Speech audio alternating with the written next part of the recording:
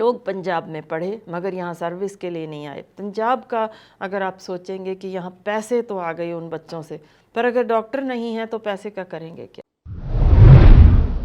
जब मरीज़ ने आना है उसने बिल्डिंग या गद्दा नहीं देखना, उसने देखना है कि अब पूरे डॉक्टर हैं या नहीं।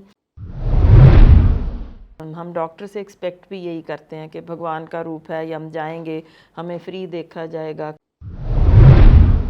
क्या आप अंदाज़ा लगा सकते हैं इतनी बड़ी रकम अगर लोन में भी ली हो तो क्या वो किसी हालत में सोशल सर्विस करेगा? नमस्कार, D5 चैनल हिंदी देख रहे दर्शकों का मैं वंदना स्वागत करती हूँ। आज एक बार फिर हमारे स्टूडियो में डॉक्टर हर्षिंदर कौर हैं। डॉक्टर साहब, आपका बहुत बहुत स्वागत है। जी नमस्ते। डॉक्टर हर्षिंदर, आजकल जो है फीस बढ़ाई गई है मेडिकल कॉलेजेस की, तो इस बारे में आपका क्या कहना है? जी अलग अलग दरअसल सूबे में अलग अलग हालात होते हैं, तो उसी हिसाब से जो इस वक्त पंजाब में फ़ीस बढ़ाई गई है वो है लगभग 80% इंक्रीज़ हुई है गवर्नमेंट सेक्टर में। जहां पहले 4.4 लाख थी बच्चों की फ़ीस, अब 7.8 लाख हो गई है। इसी तरह प्राइवेट मेडिकल कॉलेजेस में 35% इंक्रीज़ हुई, जिसका मतलब है 13.4 लाख थी जो पहले, अब 18 लाख हो गई। और मैनेजमेंट कोटा में 17% इंक्रीज़ हुई, जिसका मतलब है 40.3 लाख थे जो पहले, अब 47 लाख बच्चों को देने पड़ेंगे।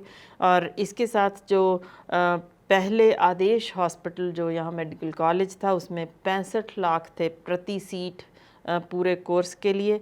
और MBBS करने से पहले जो इस वक्त डैम्स ट्यूशन हर एक को लेनी पड़ती है वो भी लगभग 3 लाख के करीब उनको यानी MBBS में जाने से पहले देना पड़ता है। मैं ये आपको ज़रूर इसमें बताना चाहूँगी कि इस वक्त हिंदुस्तान पूरे में जो गवर्नमेंट मेडिकल जो है कॉलेजेस की जितनी भी हम फ़ीस को अगर तरफ ध्यान दें तो उन सारों में से पंजाब में इस वक्त सबसे ज़्यादा ये फ़ी हाइक हुई है, जिसका शायद ज़रूर काफ़ी असर पड़ेगा आगे बच्चों की पढ़ाई पे भी, और फाइनेंशियल बर्डन जो फैमिलीज़ पे होगा उसका भी असर दिखेगा। जी, जो ये फीस बढ़ाई गई है इसके क्या फ़ायदे और क्या नुकसान है? जी दरअसल इस वक्त जो वर्ल्ड हेल्थ ऑर्गेनाइजेशन के अनुसार एक डॉक्टर होना चाहिए 1000 की पॉपुलेशन के पीछे, मगर इस वक्त पंजाब में एक डॉक्टर है 7000 से के पीछे, जो लोगों के पीछे। तो इसका आप मतलब समझ सकते हैं कि अगर इस वक्त हम गरीब लोगों की बात करें, जैसे कहें कि जो पहले हमारे साथ भी, जब मैंने भी क्लियर किया था, हमारे साथ कुछ चपड़ासी थे भाई उनके भी बच्चे हमारे साथ आए थे, रिक्शे वालों के भी बच्चे आ गए थे, यानी इस हिसाब से थे कि आम गरीब पब्लिक का बच्चा डॉक्टर बनने का सपना देख सकता था। तो इस वक्त अगर इतनी मात्रा में जो फ़ीस बढ़ गई है तो इतना तो स्पष्ट है कि गरीब लोग या मध्यवर्गीय हैं उनको तो ये, उनका लिए तो सिर्फ ये सपना होगा जो कभी भी पूरा नहीं होने वाला। जी। और दूसरी जो इम्पोर्टेंट बात है कि जिस तरीके से हमारे बच्चे इस वक्त जो हम डॉक्टर से एक्सपेक्ट भी यही करते हैं कि भगवान का रूप है या हम जाएंगे हमें फ्री देखा जाएगा कुछ, यानी ये पेशे के साथ जुड़ी हुई चीज़ है कि इसमें सोशल सर्विस ऑटोमेटिकली आ गई है। जी। पर आप सोच के देखिए कि जिसने इतनी बड़ी मात्रा में फ़ीस भरनी है, जिसमें आगे अगर MD तक जाना है तो उसका मतलब है 2-2.5 करोड़ तक और उसको देना पड़ेगा। और आप सोच सकती हैं कि आगे अगर सुपर स्पेशलिटी करनी है, यानी किसी ने कार्डियोलॉजी आगे करनी है या कार्डिक सर्जरी या कुछ भी आगे करना हो, या यानी किडनी स्पेशलिस्ट बनना है, या जिसने, आप अंदाज़ा लगा सकते हैं कि इतनी बड़ी जो अमाउंट है, या तो बिजनेसमैन होंगे या फिर जो अच्छे फाइनेंशियली अच्छे होंगे, यानी कोई पॉलिटिशियन का बच्चा हो जाएगा, कोई IAS ऑफिसर्स के होंगे, यानी PCS ऑफिसर्स के हो गए, इनके बच्चे या डॉक्टर्स के बच्चे अगर ये पेशा ही लेते रहेंगे तो आप सोच सकते हैं जिसने इतनी बड़ी अमाउंट सिर्फ पढ़ने में लगाई होगी, वो अगर थोड़ा सा भी उसने यानी उसके बाद अगर प्रैक्टिस करने के बारे में सोचना है क्या आप अंदाज़ा लगा सकते हैं इतनी बड़ी रकम अगर लोन में भी ली हो तो क्या वो किसी हालत में सोशल सर्विस करेगा, और क्यों करेगा? सही बात है। संभव नहीं है उसके लिए। जी। सो इसका मतलब है फ़ी हाइक इस तरीके के पेशे का आप समझ लीजिए कि फ़ायदा होगा उनको जिनके इन्वेस्टमेंट ऐसे टीचिंग यानी कॉलेजेस या हॉस्पिटल्स में लगाया होगा, जिन्होंने पैसा, उनको ज़रूर फ़ायदा हो जाएगा।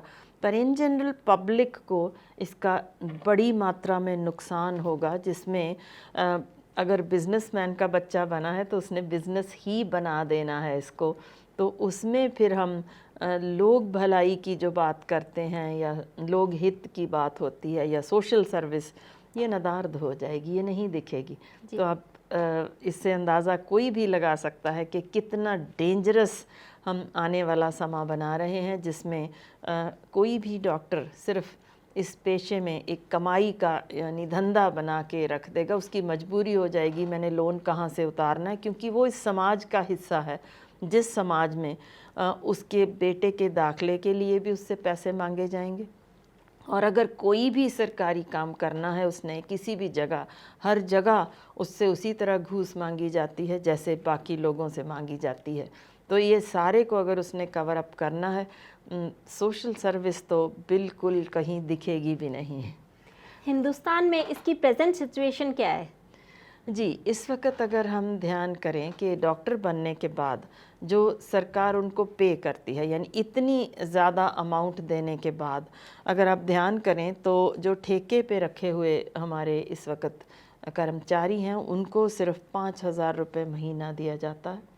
और अगर ध्यान करें डॉक्टर को तो आप हैरान हो जाएंगे, 15,000 पे इनिशियल जो उनको रखा जा रहा है, जिसका मतलब है कि जो दर्जा 4 कर्मचारी भी काम कर रहे हैं पक्के तौर पे, उनसे भी कम तनख्वाह हम डॉक्टर को दे रहे हैं। इतने पैसे देने के बाद भी उसको सिर्फ इतना अमाउंट ही मिलेगा।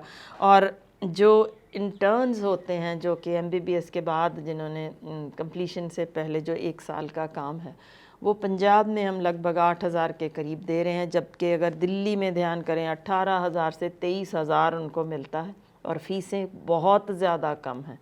बिल्कुल इसी तरह अगर PG स्टूडेंट्स की बात करें तो हम क्योंकि डॉक्टर ही कम, हमारे पोस्ट ग्रेजुएट्स कम बन रहे हैं, सीटें कम हैं, तो इसका मतलब है कि स्पेशलिस्ट डॉक्टर्स की पंजाब में पहले ही कमी है, सुपर स्पेशलिस्ट हैं ही नहीं। तो आप अंदाज़ा लगा सकते हैं कि उनको भी हम सिर्फ 35,000 दे रहे हैं, जो दिल्ली में 85,000 दिया जाता है। तो आप समझ सकते हैं ये डॉक्टर इतना पैसा दे के अगर पंजाब में तैयार भी होंगे, पोस्ट ग्रेजुएशन जहाँ नहीं करेंगे, जहाँ कम पैसे हैं वहाँ जाएंगे और वहीं सर्विस करेंगे, तो जो इस वक्त 1 प्रति 7,000 है, उस डॉक्टर की अगर और कमी हो गई तो हम समझ सकते हैं इस कोरोना ने हमें समझा दिया है डॉक्टरों की कमी क्या कहर ढा सकती है।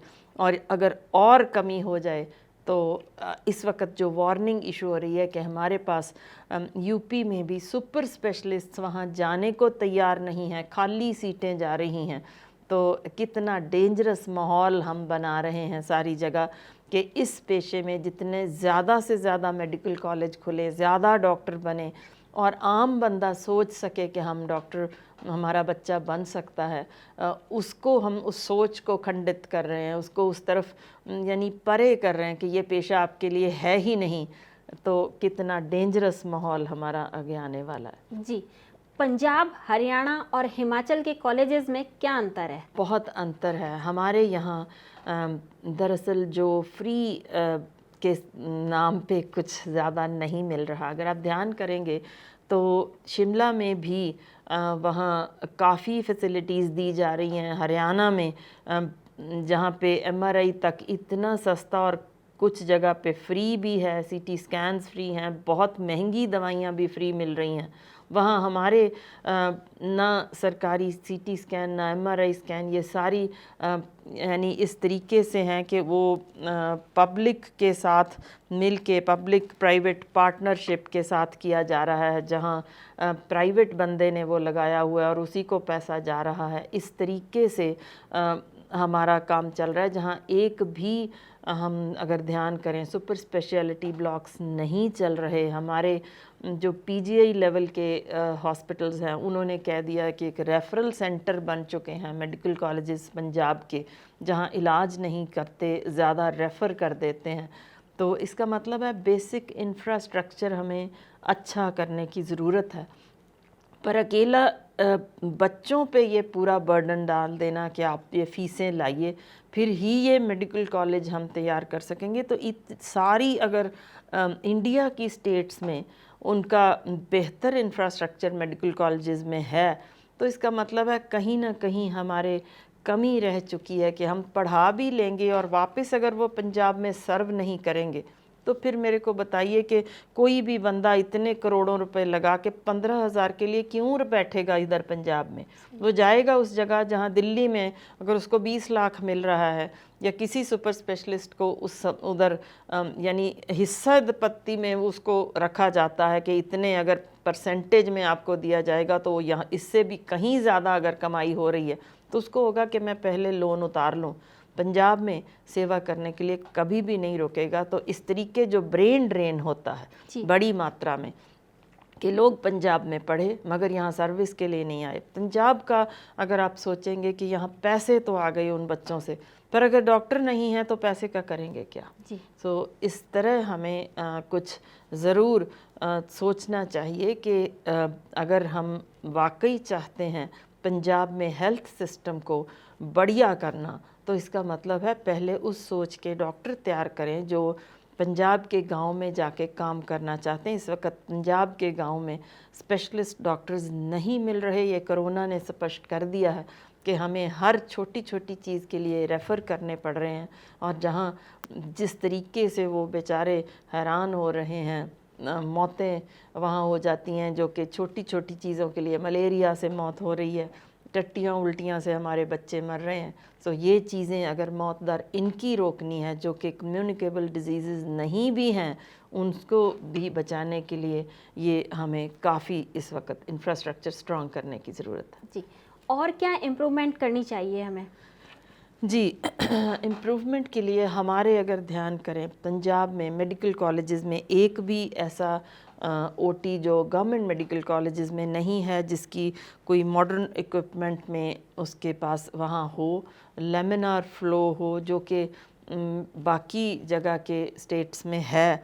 और इसी तरह कई जगह पे जहाँ सिर्फ बिल्डिंग पे सीमित नहीं हमें होना चाहिए, अंदर जो इक्विपमेंट पे, क्योंकि जब मरीज़ ने आना है उसने बिल्डिंग या गद्दा नहीं देखना, उसने देखना है क्या पूरे डॉक्टर हैं या नहीं, और क्या इलाज के लिए कहीं मैं इमरजेंसी में जाऊं, मुझे सिरिंज सुई और पट्टी के लिए भी अगर बाहर भागना पड़ेगा तो वो यहाँ आना नहीं चाहेगा। और यही है सिचुएशन, गरीब से गरीब जो थोड़ा सा भी खर्च करने योग्य हो वो नहीं चाहता कि मैं सरकारी हॉस्पिटल में जाऊं, वो पहले ही चाहता है कि मैं प्राइवेट में जाके कहीं बच सकता हूं तो बच जाऊं। ये जो सोच हमारे लोगों में पनप रही है ये भी बहुत डेंजरस है। हम उनको बता चुके हैं कि यहाँ कुछ भी नहीं मिलेगा और शायद आप बचें भी नहीं।